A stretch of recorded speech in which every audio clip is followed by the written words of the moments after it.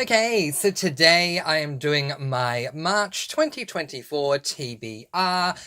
I have lots to discuss with you all, and yeah, I just want to say before we begin, I know I haven't been doing a lot of videos lately. I've just been really busy, so I apologize about that, but I've never missed a TBR or monthly wrap yet, and I'm not about to start now. So we're definitely going to do this TBR. I'm very excited about all the books that I'm going to be reading in the month of March. But before we begin, a big heads up. There are two books that were always on my March TBR. When I say always, I actually planned the first 11 months of my 2024 year, I think in like October or something of last year. But anyway, and there were 12 books that I had on every single month leading up to November's TBR. So the March TBR that we're about to discuss had been set for quite some time. Unfortunately, some things have come to light that have affected two books in the March TBR, so I'm going to very quickly discuss them with you. First of all, I'm going to discuss this book, Holiday Buzz, which is book number 12 in the Coffee House Mystery Series by Cleo Coyle.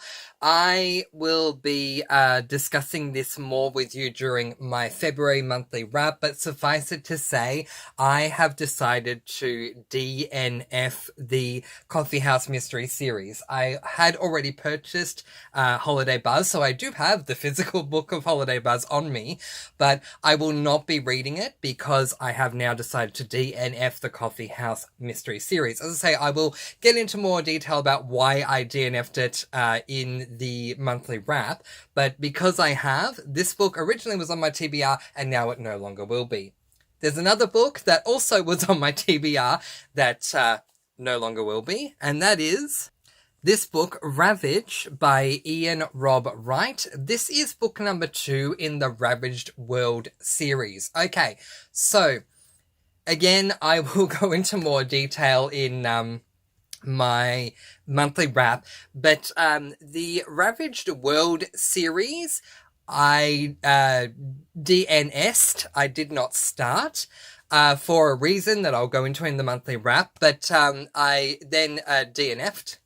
I mean, yeah, I DNS. I didn't even start the series, but, you know, so it's a DNS, not a DNF. But anyway, and yeah, wasn't going to read the series, and then some information came to light, which again I'll share in the monthly wrap, that has upgraded that from a DNS to a shelf.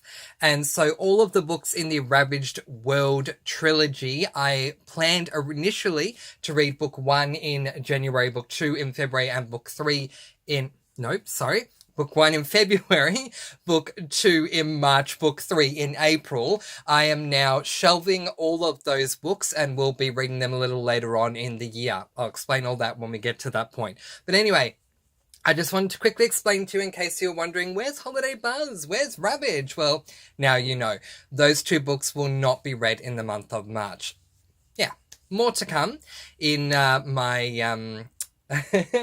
in my monthly wrap. Alright, let's jump in and talk about what I will, in fact, actually be reading in the month of March. We're going to be going in page count order as I normally do, and the order that I'm showing these books to are the order that I read them in.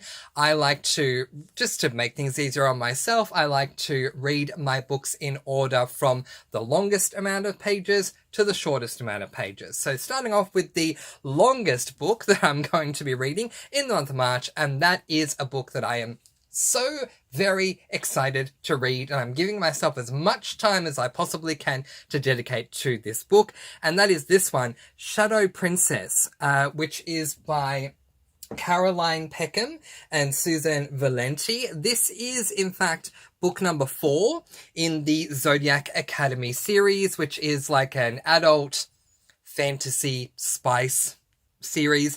I love this series. I have so much love for Caroline Peckham and Susan Valenti. I know that they have written more than just the Zodiac Academy series. If you have read more than the Zodiac Academy series by Susan Valenti and Caroline Peckham, and you liked any of them, please do let me know, because once this series is over for me, I'm sure I'm going to want to read something else by them, because I just love this series so much and cannot wait to get onto this one. Interesting fact about this cover, there is a star a star sign from the zodiac on the cover of each book, and the one for this one is the bull Taurus, which is my star sign. So yeah, everything's aligning at the moment with this one, which is lovely. But yeah, the way things ended in book number 3 have me so excited to see how things are going to continue on with book number 4. I cannot wait to get into that one.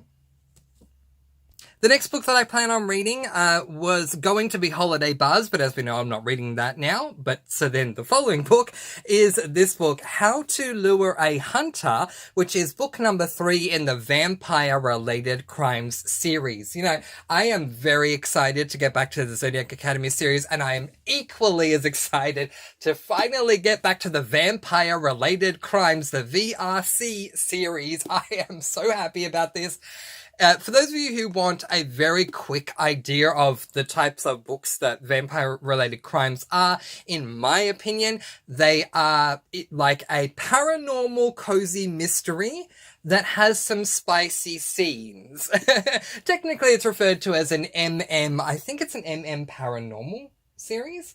But yeah, so male, and the basic premise is that we are following this guy who is a human who is working on a police force who work in association with, they have an alliance with another police force known as the Vampire Police Force. The Vampire Police Force only having vampires. The police force that our protagonist was in was the human police force. He wanted to join the Vampire Police Force to solve vampire-related crimes with the vampire team. So he does. He somehow gets an in there, and he ends up in a relationship with the guy that the vampire cop that he is partnered with.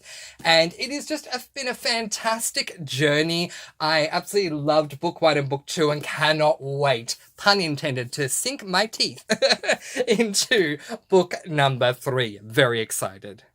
To say that I'm not eagerly anticipating the next book would be a lie, but one thing that I'm not eagerly anticipating is being done with this book. I'm sure it'll all be self-explanatory when we put it up on the screen. Sadly. The next book that I plan to read is this book, Death of a Clam Digger by Lee and Hollis.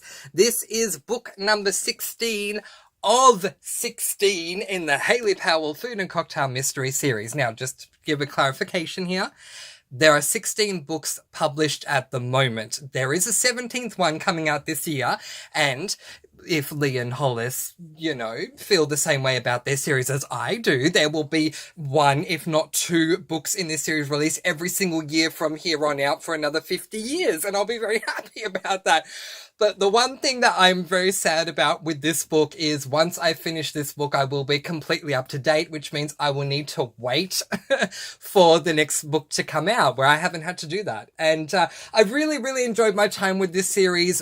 In this series, we follow a columnist by the name of Hayley Powell, who writes this weekly column where she starts off talking about something that had happened in her life and then links that back to a cocktail and a food recipe.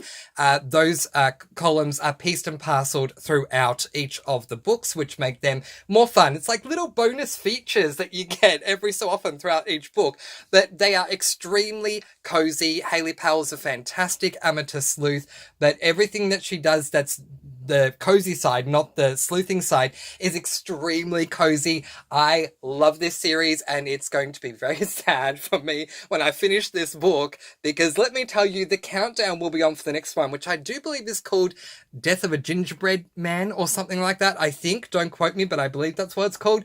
I will be starting a countdown. Like, I need more Hayley Powell. But anyway, I'm very excited to get to the book. I'm not excited to finish the book and then have to wait for the next one. But I love this series. If you love your cozy mysteries to be more on the cozy side rather than the grittier side, then I highly recommend the Hayley Powell Food and Cocktail Mystery series. There were some duds along the way. I think there were 1 or 2 books that I gave 3 stars to that I did not enjoy. But when there are 16 books at least so far in a series and there's only 2 that you're going, yeah, I didn't like these, that's still a very healthy 14 that I loved. So yeah, I highly, highly, highly, highly recommend this series. The next book that I plan on reading is this book, Love and Luck, which is book number 2 in the Love and Gelato series by Jenna Evans Welch. I read book number 1 this month, Love and Gelato, and I really loved it.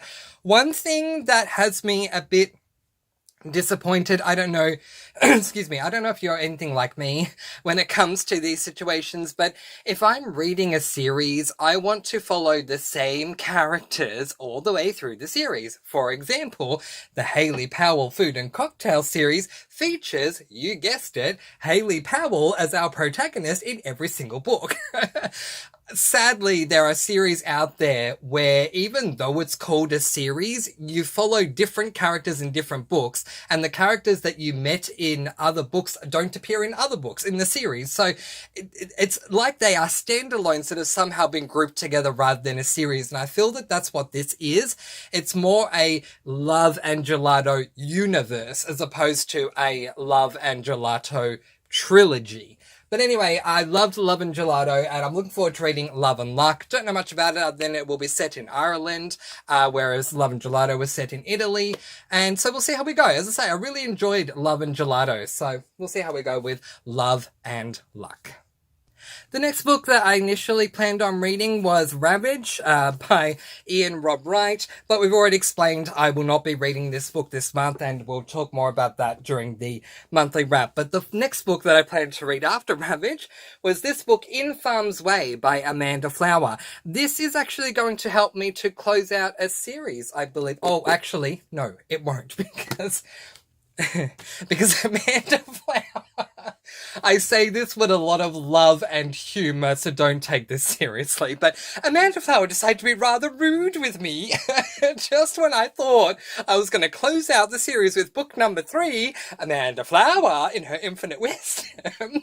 I do love Amanda Flower, which is why I can be hilariously critical of her. In her infinite wisdom, decided to turn around and release book number 4 called Cherry Pits and something. So, fine, Amanda, I'll read the Cherry book as well. But anyway, so I thought I was done, but I'm not done with this series yet. So this series is referred to as the Farm to Table series. I did not like book 1. I did like book 2. So I'm hoping that I'll enjoy book number 3 as well. Sometimes series take a while to grow on me. And yeah, as I say, I definitely enjoyed, I did not like book 1, but I loved book 2. So looking forward to getting on to book number 3. It just won't be the last book in the series now, all of a sudden. The next book that I plan to read has me very, very, very happy and very excited. I am gushing right now. I don't know if you can tell. If you could see me, you could see that I am blushing. That's how much I'm gushing. But the next book that I plan to read is a book by my dear, dear, dear, dear, dear Mr. Phil Stamper. I love this guy. If you want to get into more LGBTIQ+, hard-hitting contemporary works, I highly, highly recommend Phil Stamper. And so I'm very, very, very excited to read this book. It is a standalone called Eli Over Easy. This is, I don't even know. I think it's a YA, but I'll just double check. Oh, okay. It's actually a middle grade, which is fantastic because I recently read Small Town Pride by Phil Stamper, which was also a middle grade standalone. And my gosh, it just shows how amazing Phil Stamper is. Not only is he so amazing for the LGBTIQ+MM reader community, because he's an amazing as an LGBTIQ+ author, but he can write YA and middle grade. I wonder if he'll come out with like adult books next year. But anyway, I had some time apart from Phil Stamper, but I've made my way back to him, and I am determined to read all the books that he has published this year, all the books that he has published up to this point this year to catch up. And yeah, this is one of the books that I had not read yet, and I'm really excited about this, and I'm just now noticing I go into every book blind, so forgive me, but on Goodreads, as part of the categories, one of them is cooking, and I'm going, oh my gosh, it's a middle grade male cooking contemporary romance. That is so cool. I love cooking. I love my oh gosh, whatever you call them, culinary fictions. So to have a male culinary fiction will be fantastic. Yay! But yeah, in any case, I'm gonna gush about Phil Stamper anyway because, well, it's Phil Stamper. And the guy is fantastic. I highly recommend him if you want to read some LGBTIQ plus works. Definitely read The Gravity of Us. I started with that one. I then read As Far As You'll Take Me, and then, which are both are YA. And then I read Small Town Pride this year, a middle grade, and now I'm going to read Eli Over Easy. And I have loved every Phil Stamper book I've read. So he hasn't dipped for me in quality at all, which is just fantastic. So I'm very eagerly anticipating that one. All right, let's move on, because now we're going to talk about a series that I am so dedicated to. There are so many books in this series, and come heaven or high water, I am going to complete this series by the end of the year. It is a buddy read that we are doing over on my Discord, so if you'd like to join us, please do feel free to come along and join us. And that is the Campers and Criminals series by Tonya Kappas. Okay, so in February, the last book I read was book 10. So the next book that I'm going to read in March is book number 11 in that series, Tense, Trails and Turmoil. It's really interesting talking about this because moments before I started filming this, I just finished book number 10. So I can, talk about it all. But I'm loving this series. I did not like book 10, I'll be honest with you. It just wasn't my favorite, but it's not ruining the series for me because overall I love this series.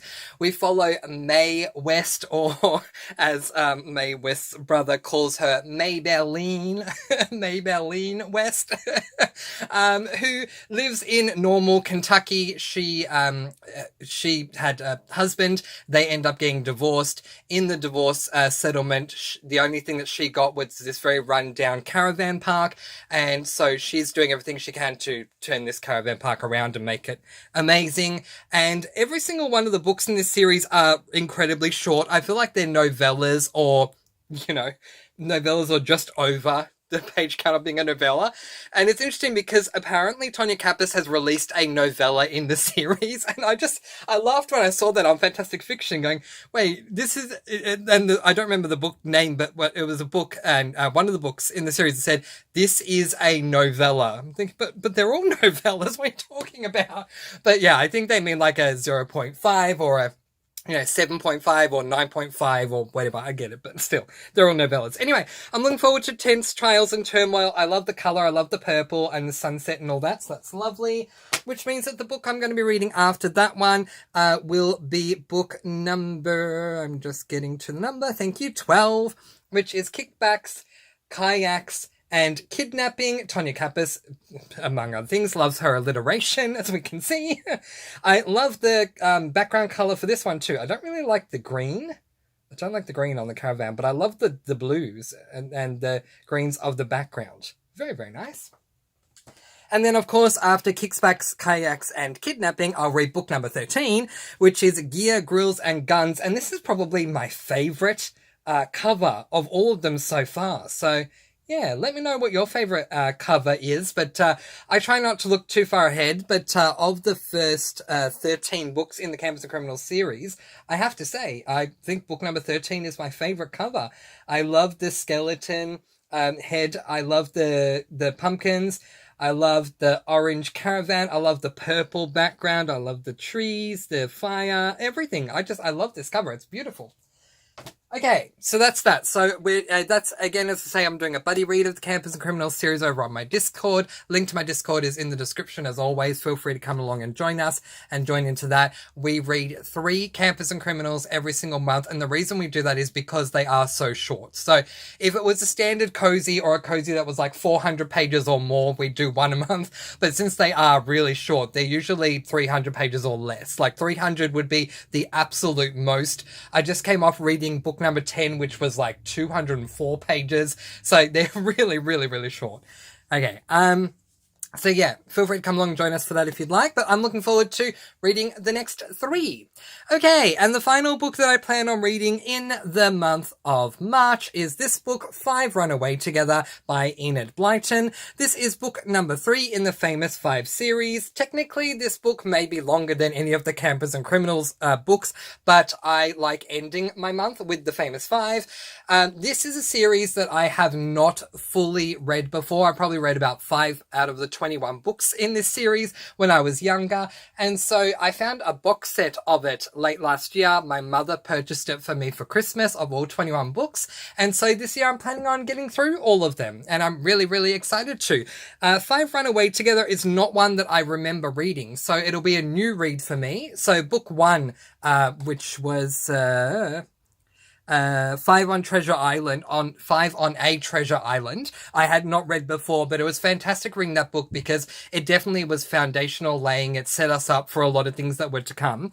I am reading 5 Go Adventuring Again as the very next book I read, the final book I read in February. I have read that book before and I absolutely loved it. But this one, 5 Run Away Together, I've not read before or I don't remember reading before. So really excited for that as well. And now for everyone's favourite game that we like to call Up. These are all the books that I plan to read in the month of March 2024. Just once again a reminder that I'm not going to be reading Holiday Buzz because I've DNF'd the Coffee House mystery series, and I'm not going to read Ravage because the Ravaged World trilogy has been shelved for a later date. Reasons to be explained in the monthly wrap, because in the monthly wrap I go through my DNFs, and so I'll be giving you reasons over there. But anyway, that aside, I have 10 books to get through in the month of March, and I am looking forward to each and every single one of them. Are you looking forward to any of the books in your March TBR? Let me know in the comments below. But in the meantime, that is where I am going to leave it. Once again, apologies for the lack of videos lately. I've just been really, really busy. I will be putting out a monthly wrap very, very, very soon for February, so keep an eye out for that. And then hopefully I'll do a reading vlog at some point soon as well. But yeah, thank you so much for still being here, still being with me. And if you enjoyed this video, please do leave a like and subscribe. It really does help my channel to continue to grow and do this thing that I enjoy doing so much, which is being a part of BookTube and celebrating the books that I'm reading and celebrating books that we're all reading here as a part of the BookTube community. All right. Now we're wrapping it up, letting you all go with peace, blessings, and so much love. Please do be kind and love one another and spread your sparkling energy all throughout the world. And until next time, happy reading. Bye, everyone.